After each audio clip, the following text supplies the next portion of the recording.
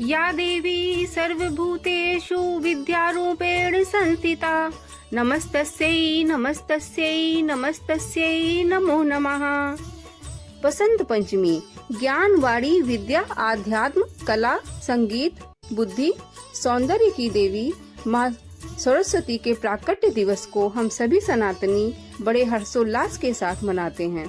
घर व मंदिर में अनेक अनुष्ठान किए जाते हैं। आम जनमानस इन अनुष्ठानों व पूजा पाठ में शामिल होकर हर्षित अनुभव करता है। बसंत पंचमी के विशेष दिन शुभ व अनुकूल ग्रहों, नक्षत्रों, समय व लग्न में कुछ विशेष उपाय करके माता का आशीर्वाद प्राप्त कर सकते हैं। मैं एस्ट्रोलॉजर पूजा गुप्ता आज आपको विशेष समय और कुछ विशेष उपाय बताऊंगी जिससे आप सभी लाभ प्राप्त कर सकते। मैं आपको कुछ ऐसे उपाय बताऊंगी जिससे विद्यार्थीगण, शिक्षक, प्रतियोगी परीक्षाओं में की तैयारी कर रहे लोग, कंसल्टेंट, मोटिवेशनल स्पीकर, सलाहकार, वकील, आध्यात्मिक प्रवचन करने वाले लोग, वाणी दोष से ग्रसित लोग, हकलाना, बार बार रुककर बोलना, सही उम्र में बच्चे की वाणी का विकास न हो पाना, अपनी बात तर्क सम्मत तरीके से स्पष्ट रूप से न रख पाना, वाणी में प्रभाव का न होना, बोलते समय डरना व संकोच करना, बौद्धिक विकास में कमी, ऐसी समस्याओं से ग्रसित लोगों को कुछ उपाय करने चाहिए जिससे उन्हें माता सरस्वती का आशीर्वाद प्राप्त हो और उन्हें इन समस्याओं से छुटकारा मिल सके। और मैंने जो लोगों को बताया है उन्हें अपने क्षेत्र में सफलता हासिल हो सके। आइए जानते हैं कि वह शुभ मुहूर्त कौन सा है। 14 फरवरी 2024 प्रातः 9:50 से 10:21 पे मेष लग्न रहेगी, जिसमें देवगुरु बृहस्पति स्वयं विराजमान है और उस समय नक्षत्र होगा रेवती। रेवती नक्षत्र के स्वामी बुध होते हैं। बुध ग्रह को बुद्धि, विद्या, वाणी और शिक्षा का कारक ग्रह माना गया है और इस बार बसंत पंचमी बुधवार को पड़ रही है। ऐसे अनुकूल संयोग में, ग्रहों नक्षत्रों के ऐसे अनुकूल संयोग में यदि आप कुछ उपाय करेंगे तो आपको माता का आशीर्वाद अवश्य प्राप्त होगा। पूरे विश्वास के साथ आप ये उपाय करिए और अपने और लोगों को भी आप इसे शेयर कर सकते हैं। मैंने जो समय बताया है उसका विशेष ध्यान रखिएगा। अब आइए जानते हैं कि हम कौन से उपाय कर सकते हैं। पहला उपाय विद्यार्थियों के लिए है। जो छोटे बच्चे हैं, अगर वो ये उपाय नहीं कर पाते तो उनके माता पिता स्वयं करें अथवा किसी ब्राह्मण की सहायता से ये पूजा पाठ वो स्वयं कर सकते हैं। आइए जानते हैं कि यह उपाय क्या है। सर्वप्रथम आपको माता शारदे की पूजा षोडशोपचार या पंचोपचार रीति से करनी चाहिए। उसके बाद एक कटोरी में शहद अथवा केसर अथवा सफेद चंदन मिक्स करके एक लेप बनाना चाहिए, मतलब स्याही बनानी चाहिए। फिर उसे कटोरी में रखना चाहिए। ये कटोरी चांदी की भी हो सकती है, पीतल की भी हो सकती है, तांबे की भी हो सकती है। अगर ये नहीं उपलब्ध है आपके पास तो आप किसी मिट्टी की कटोरी में भी बना सकते हैं, लेकिन स्टील की कटोरी का यूज ना करें।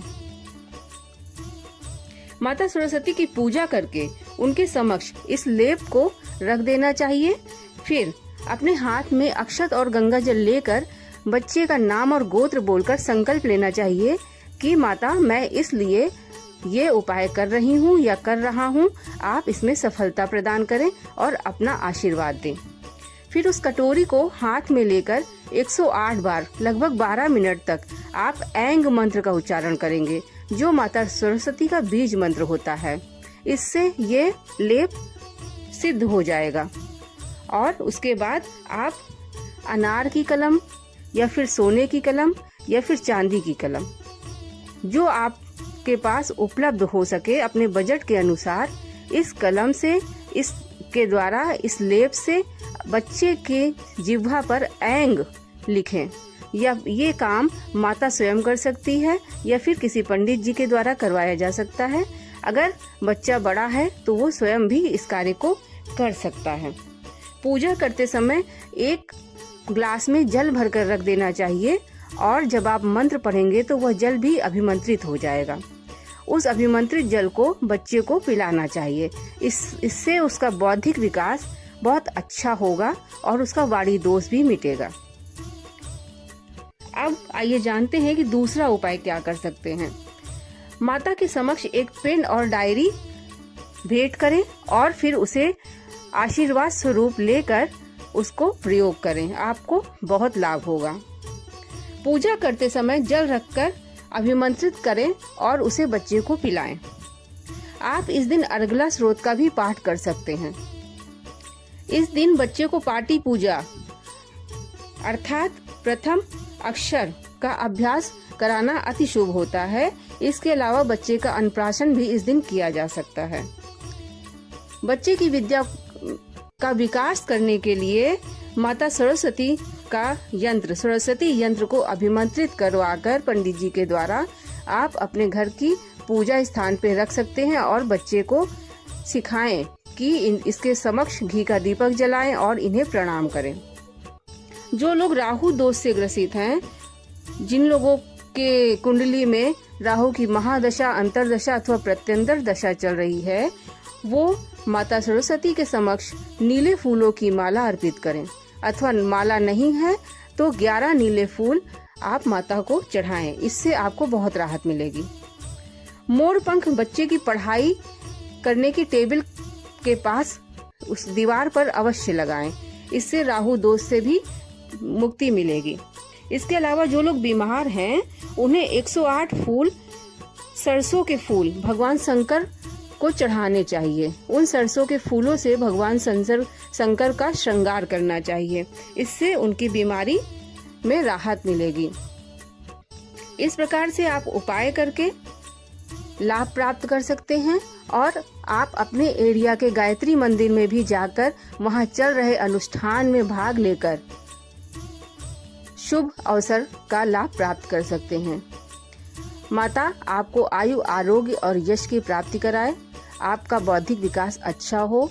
इन्हीं मंगल कामनाओं के साथ मैं एस्ट्रोलॉजर पूजा गुप्ता अपनी वाणी को विराम देती हूँ। नमस्कार।